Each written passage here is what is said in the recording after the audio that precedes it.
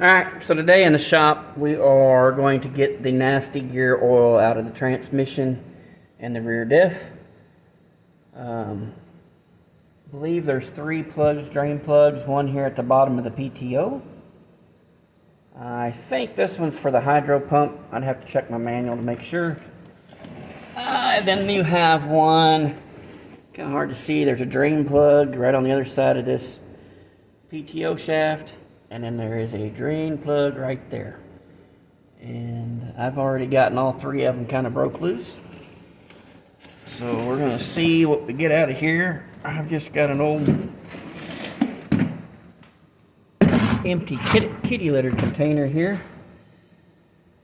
Hopefully it'll stop before it overflows it. I may have to slam the drain plug back in real quick if it don't, but let's see if we can get this opened up here. Right socket. That is not the right socket. That's the right socket.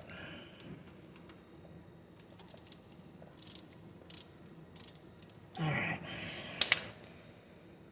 Let's see. It's going to be nasty looking stuff come out of here, I guarantee it. Oh, there's already water. Oh, that's not good. Oh, that's gross. A lot of water. A lot of water. It is not supposed to look like that. So.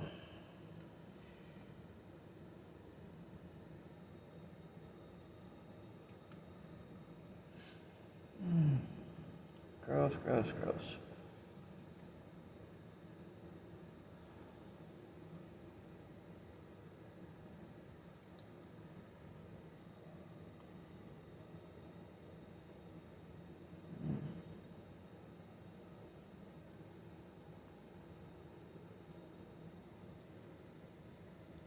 So that should lead. This is the PTO hub. So this is the transmission assembly up in here. Up in there. And then leads back to the differential. So all that's kind of connected inside. There's some chambers so you can't get all the fluid out of one plug. That's why they have multiple plugs. But I'm going to let this drain for a little bit. And we'll come back when I do one of the next ones. Catch you in a bit. Alright, now we're going to go for the other plug here. It's kind of a pain in the butt to get to. Let's see if I can.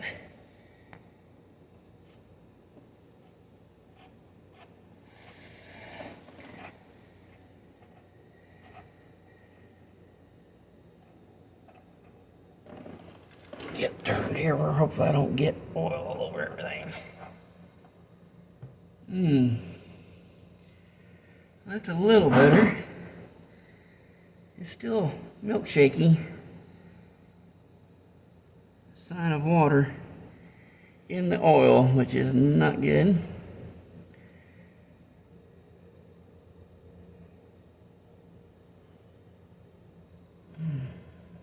It's just yummy.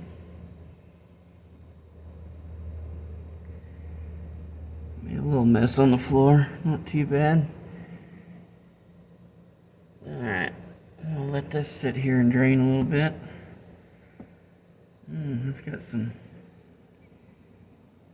some gunk in it. Some sludge.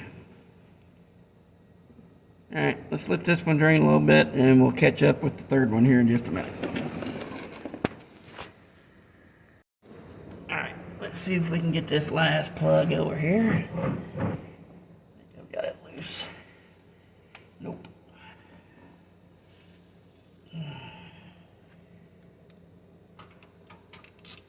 Oh, wrong way.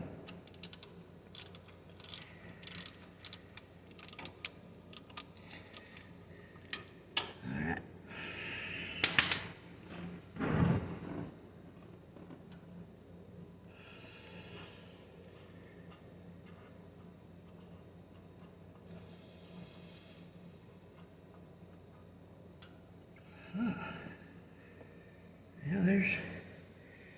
Nothing in there. Okay. I'm hoping that all drained from up front, but I don't think so.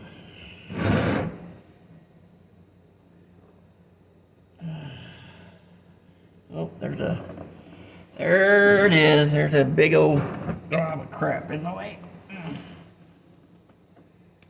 It's wanting to come out of there. Got a bunch of water in it. Bunch of water in it. Let's see.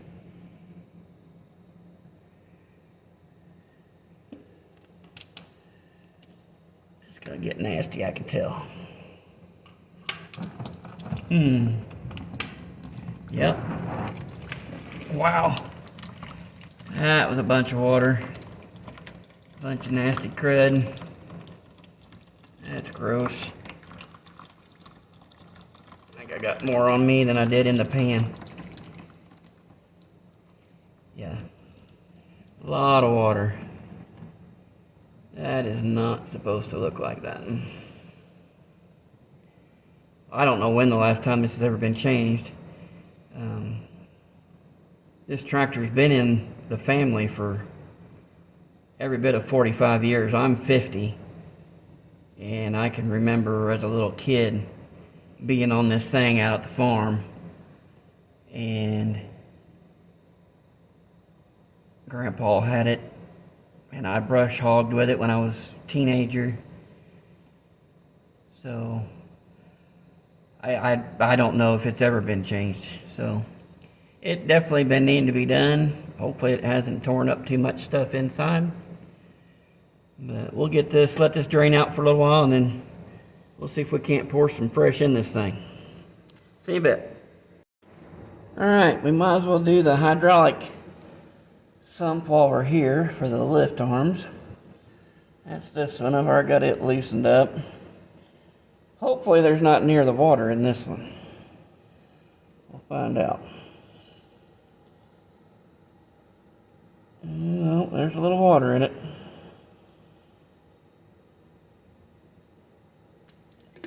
Yep.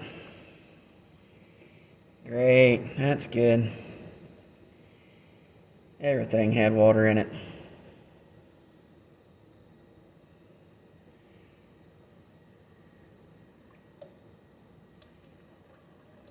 There wasn't a bunch of junk in it. There's a magnet on this.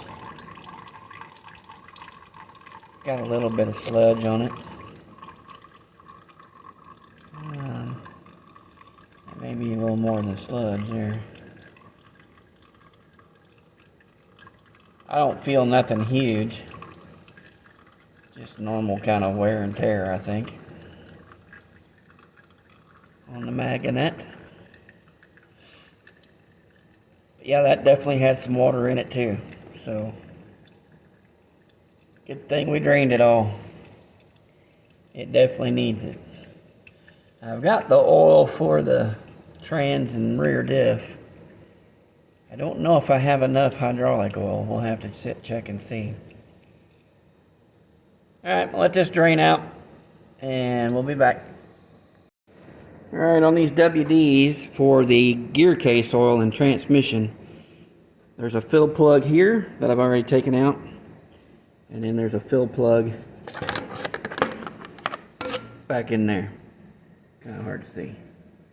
And before you drain any oil out of anything, whether, I don't care what you're working on, if it's a rear differential for a car, you know, if it's a tractor, lawnmower, whatever it is, before you drain the oil, make sure you can actually get the fill plug out. I have ran across on a rear differential of a car where I screwed up and drained the oil and then realized I couldn't get the fill plug out. Somebody previously had stripped it all out, so I ended up having to go and weld a nut onto the fill plug to get that silly thing out of there. So sometimes double check and make sure you can actually physically get your fill plugs loose and out before you drain anything. And then this one here, this is for your hydraulic oil. It actually has a dipstick level on it. The other ones, you want to be able to see the oil up in, there's a little elbow kind of in the casing, and you want to be able to see the oil up in there, is how you tell when they're full. So I'm going to work on getting some new oil poured in here, and then we'll go from there. Thanks. All right, we got all the gear case oil refilled. We got the hydraulic oil refilled. The book says 80-90 weight on the gear oil, and it takes 17 quarts roughly. Well, I had two 2-gallon jugs, so that's 16 quarts. I didn't take all 16 quarts. Technically, I should have been a quart shy, but it didn't take all the 16 quarts that I had. So there's probably a quart or so left over, I would say, of the old junk that we couldn't get out. And it may gravity feed where it needs to go. We'll run it here in a while and check it, make sure everything's still full. I got the hydraulic oil filled back up.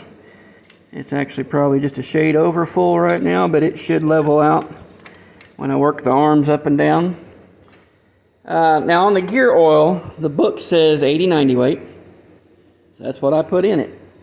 You'll get on some of these tractor forums and these guys say, oh, I'll just go ahead and run regular hydrostatic oil, not hydrostatic, but your today's transmission oil in them for like modern tractors. It's not as thick weight as the 80-90 weight. People say, oh, it gets into the bearings better and all this other stuff. Well, the thing is, when they built these tractors, they built in tolerances for the thicker oil. And so if you start putting thinner weight oil in there, yeah, it may flow to places better, but it's not going to take up the space in there that the engineers originally planned on. So I don't know, you can do what you want.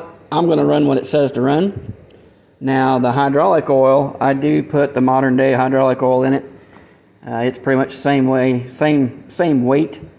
The book says you can run a 20 weight engine oil for the hydraulic oil, but I did put the normal everyday hydraulic oil in there. So let's see, the other day we did get her fired up and running finally, so I'm going to see, it's been sitting for a couple days now. Let's see, hopefully things have gotten a little better and it'll fire up for us easier now. Let's see what happens here. In neutral, a little bit, let's just choke it, and let's go.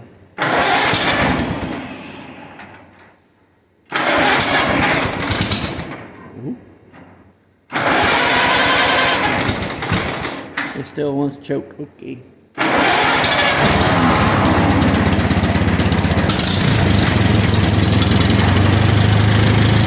There we go.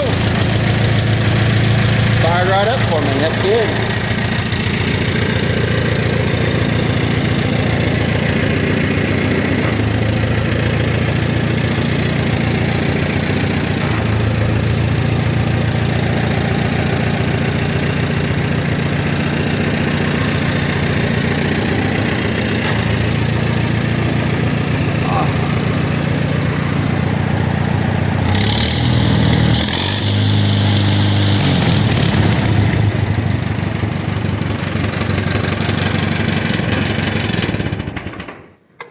That's awesome.